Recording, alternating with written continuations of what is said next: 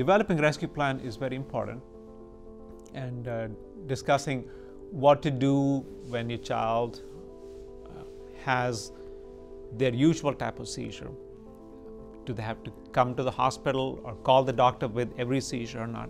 So that's a discussion that we have when we're starting out treatment and setting expectations. But then also we have to have a plan for what constitutes an emergency. A seizure longer than a certain number of minutes, or having so many seizures in a given amount of time. And so that discussion has to take place. And if parents or caregivers are not prepared to give a rescue medication at home, then yes, we do talk about that it is okay to go to the emergency room, but to get there usually within the first half hour, so that there is enough time for the emergency room staff to then get the patient's seizures under control. If you watch somebody you care for, or maybe don't even know, and somebody has a convulsion in front of you, all the questions we in medicine ask about how long did it last, what did they do, what really happened, this is a blur. People are afraid.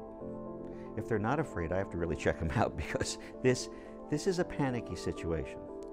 So as we proceed then to try to get descriptions and go on, we have to say, okay, so let's sort of take these. What would you do for this? What would you do for that? When do you call? When do you go to the emergency room? When we hear about repetition or possible repetition, or not stopping, or seemingly starting again, this is when we need to say, wait, this is either prolonged or repetitive, and we need to put an emergency plan in. So individualizing, number one, finding out what the patient has, number two, individualizing the kind of therapy that might be done, and then continuing.